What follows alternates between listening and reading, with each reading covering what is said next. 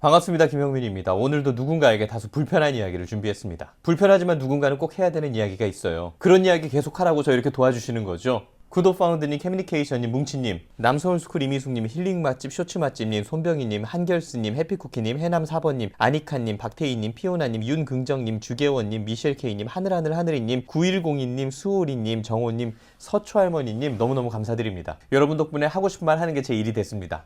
오늘 제가 드리고 싶은 말씀은요, 참사 전국의 불순한 불편함에 대한 이야기입니다. 불편함을 불편하는 건 정말 불편한 일이죠. 그런데 오늘 제가 그 불편함에 대한 불편함을 불편하다라도 말해보도록 하겠습니다. 대형 참사가 벌어지면 우리는 집단적인 우울증에 빠져서 한참을 힘든 시간을 보내게 됩니다. 그럼에도 불구하고 우리 모두는 일상을 살아가죠. 그래야만 하기 때문에 우리는 저마다의 위치에서 늘 하던 일을 합니다.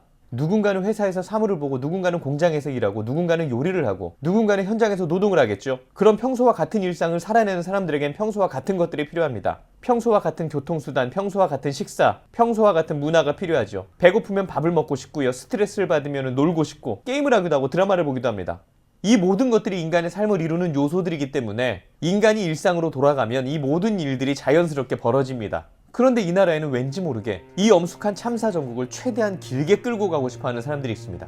유감스럽게도 그들은 이 나라에서 노동계, 문화계, 교육계 이 3대 거점의 조직을 탄탄하게 갖추고 여론 조성의 우위를 점하고 있지요. 모두가 일상으로 돌아가서 열심히 살고 있지만 그들은 끝까지 최선을 다해서 전쟁에 임하는 부대처럼 총공세를 펼치면서 엄숙한 불편함을 하루라도 더 연장하려고 합니다. 이 시국에 웃어? 이 시국에 노래를 불러? 이 시국에 회식을 해?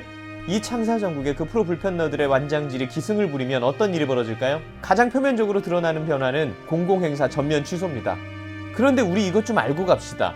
저는 민간 공연장도 경영을 해봤고 공공문화센터도 경영을 해봤습니다. 그런데 제가 민간에서 공연 사업을 하다 보니까 국가적인 비극이 있어도 민간 공연장은 꽉꽉 찹니다. 지금 당장 번화가에 나가보시죠.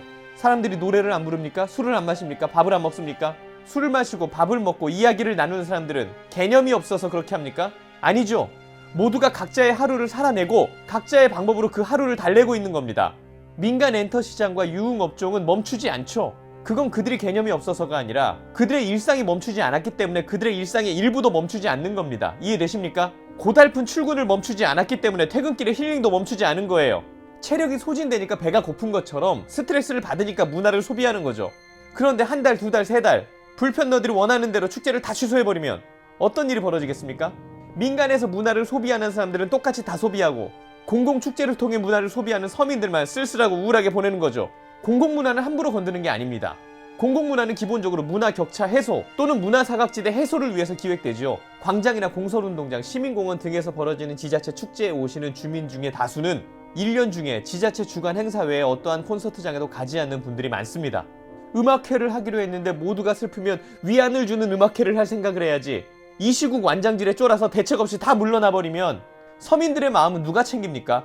어느 정도 성공을 이루고 정치하시는 분들은 인간의 삶을 이루는 기본적인 요소들이 결핍돼 있지 않겠죠.